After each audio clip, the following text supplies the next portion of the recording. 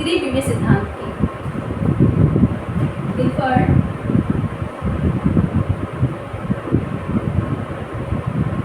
Three dimensional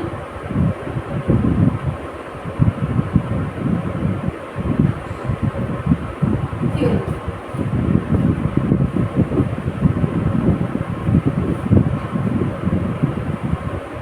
ये बुद्धि का बहुत ही इंपॉर्टेंट सिद्धांत है। सबसे पहले इससे पहले हम बात करते हैं, थोड़ी सी बात करेंगे बुद्धि क्या है और बुद्धि के कौन कौन से सिद्धांत हैं और ये सिद्धांत क्या है। बुद्धि एक नॉर्मल शब्द है जिसका प्रयोग हम दिन प्रतिदिन की भाषा में क्या करते हैं कि ये इतना होशियार, कहते हैं ना कि इतना इंटेलिजेंट है, वो अच्छा इतना होशियार है। तो बुद्धि है क्या, ठीक है। तो बुद्धि एक ऐसा शब्द है जिसका सबसे पहले परिभाषा दी थी बोरिंग ने। किसने दी थी? बोरिंग ने इन 1923 में सबसे पहले डेफिनेशन इनके द्वारा दी गई। इन्होंने कहा कि बुद्धि परीक्षण जो नापता है वही बुद्धि है।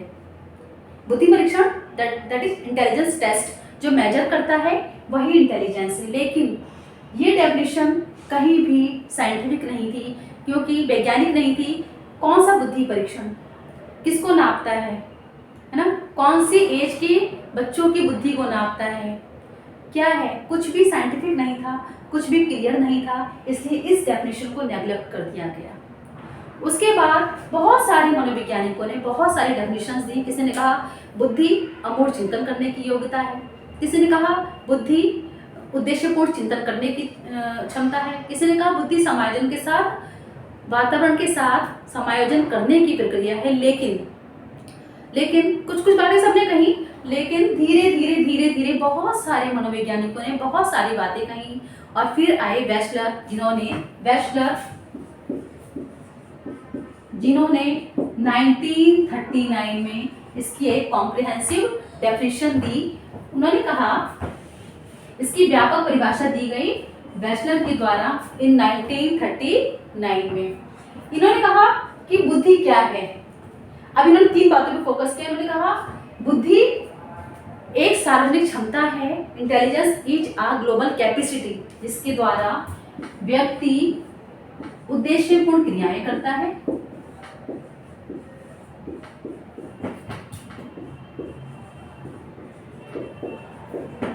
उन्होंने कहा बुद्धि वह है जिसके द्वारा व्यक्ति उद्देश्यपूर्ण क्रियाएं करता है, विवेकशील चिंतन करता है,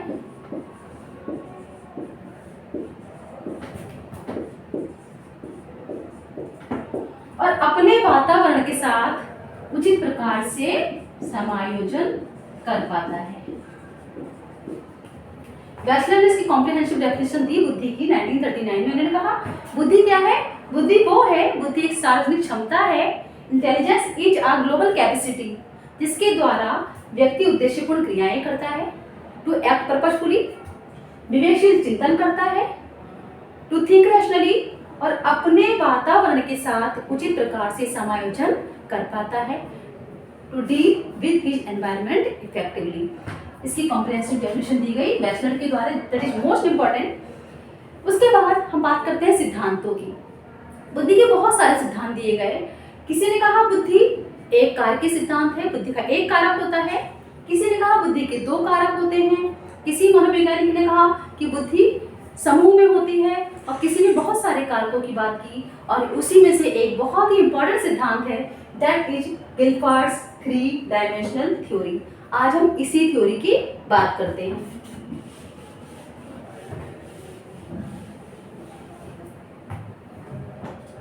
गिलफर्ड का त्रिविमीय सिद्धांत, इसको बोला जाता है गिलफर्ड का त्रिविमीय सिद्धांत, और इसको SOI मॉडल भी बोला जाता है, और अधिकतर एग्जाम में ये SOI मॉडल के नाम से ही आता है। क्वेश्चन भी इंपॉर्टेंट है बीएड और एमएड दोनों के लिए, और आपके नेट एग्जाम में भी इसमें से बहुत सारे क्वेश्चंस पूछे जाते हैं। क्यों पूछे जाते हैं? क्योंकि एकमात्र सिद्धांत है गिलफर्ड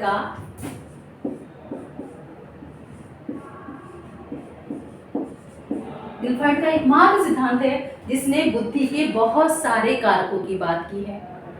इससे पहले भी सिद्धांत आए, एक कारक होता है, 2 कारक होते हैं, समूह कारक होते हैं, 7 कारक होते हैं, लेकिन एकमात्र सिद्धांत जिसने कहा बुद्धि के एक कारक नहीं होता, दो कारक नहीं होते, बुद्धि के बहुत सारे कारक होते हैं। और इन्होंने बात की बुद्धि के 120 फैक्टर की, 150 फैक्टर की और बाद में 180 फैक्टर की। ये सिद्धांत इनके द्वारा दिया गया था 1967 में। 1967 में उन्होंने सिद्धांत दिया। इसको कहा जाता है बुद्धि का त्रिकारक सिद्ध, त्रिविमीय सिद्धांत, और साथ साथ इसको कहा जाता है स्ट्रक्चर ऑफ इंटेलेक्ट। इसकी फुल फॉर्म है स्ट्रक्चर ऑफ इंटेलेक्ट, संरचना सिद्धांत। 1967 में दिया गया था। इन्होंने कहा था, सबसे पहले जब ये थ्योरी आई तो गिलबर्ट ने कहा बुद्धि के 120 फैक्टर्स होते हैं, 120 कारक होते हैं। इसको रिवाइज किया गया बाद में, इन्होंने रिवाइज किया, संशोधन किया। संशोधन के बाद इन्होंने कहा बुद्धि में 150 फैक्टर्स होते हैं, 150 कारक होते हैं। इसके बाद इसे फिर से इन्होंने संशोधित किया 1980 में। उन्होंने कहा बुद्धि में 120 फैक्टर नहीं होते, 150 फैक्टर नहीं होते, बुद्धि में 180 फैक्टर्स होते हैं, यानी कि बुद्धि में 180 कारक होते हैं। इन्हीं से मिलकर हमारी बुद्धि कार्य करती है। तो हम किसी का भी समस्या का समाधान करते हैं तो इन 180 फैक्टर्स में से कोई ना कोई कारक, कोई ना कोई फैक्टर उसमें इन्वॉल्व होता है, उस कार्य को पूरा करता है। अब हम बात करते हैं थ्योरी है क्या।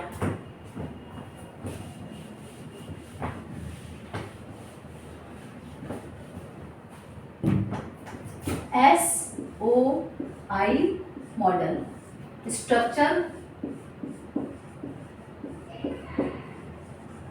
Of intellect.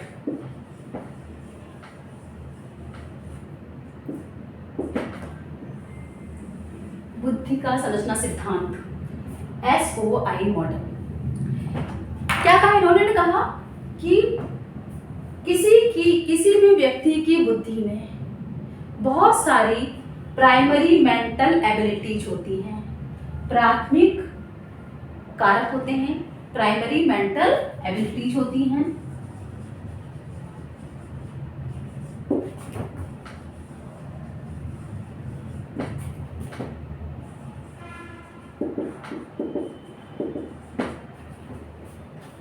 प्राथमिक मानसिक योग्यताएं, किसी भी व्यक्ति की बुद्धि में बहुत सारी प्राथमिक मानसिक योग्यताएं होती हैं और हर एक मानसिक योग्यता बहुत सारी होती है, उनका बहुत सारी होती है मानसिक योग्यताएं, बहुत सारी प्राइमरी मेंटल एबिलिटीज होती हैं और हर एक एबिलिटी, हर एक मेंटल एबिलिटी अपने आप में स्पेसिफिक होती है, अपने आप में विशिष्ट होती है। क्यों होती है?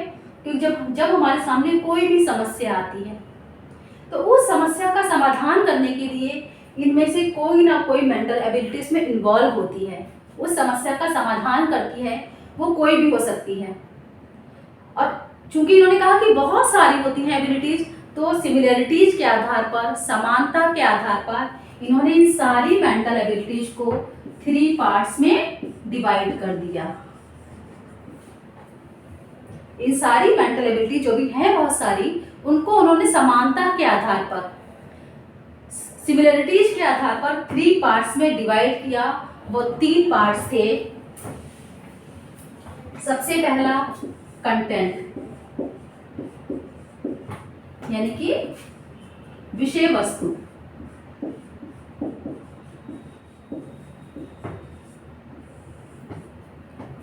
दूसरा ऑपरेशन, संक्रिया। और थर्ड वन इज प्रोडक्ट।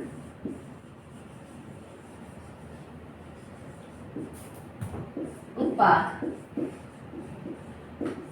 देखिए क्या कहा इन्होंने, स्ट्रक्चर ऑफ इंटेलेक्ट की इन्होंने बात की, संरचना की बात की, बुद्धि की।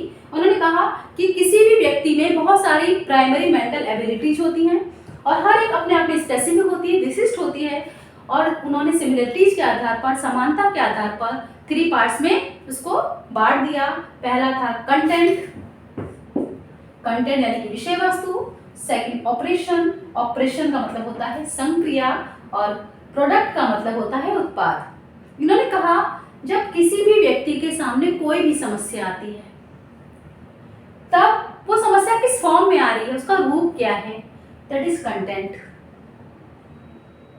यानी कि जो भी सूचना हमारे पास आ रही है, जो भी इंफॉर्मेशन हमारे पास आ रही है, उस इंफॉर्मेशन का रूप क्या है, किस कंटेंट, किस रूप में हमारे सामने आती है, वो होता है विषय वस्तु यानी कि कंटेंट। अब समस्या हमारे सामने आई, हमारे पास सूचना आई, इंफॉर्मेशन आई। अब उस इंफॉर्मेशन पर या उस समस्या पर हम किस तरह की मेंटल प्रोसेस करते हैं, मानसिक संक्रियाएं करते हैं उससे निपटने के लिए, उस समस्या का समाधान करने के लिए हमारे मन में क्या चल रहा है, हम कैसे उस समस्या का समाधान कर रहे हैं, that is operation, that is संक्रिया। और उस समस्या का जब हमने संक्रिया कर ली, मेंटल ऑपरेशन कर दिया, उसके बाद उसका रिजल्ट क्या निकल के आ रहा है, उसका प्रोडक्ट क्या है, उत्पाद आउटपुट क्या निकल के आ रहा है, दैट इज प्रोडक्ट। ये हो गया इनपुट, ये हो गया प्रोसेस और ये हो गया आउटपुट। जैसे कि हम एक उदाहरण की बात करते हैं, जब जैसे कंप्यूटर होता है ना, बस आप सब लोग कंप्यूटर पे काम करते हो ना, मोबाइल पे काम करते हो, जब कंप्यूटर छोड़ते हैं, आजकल सबके हाथ में स्मार्टफोन है।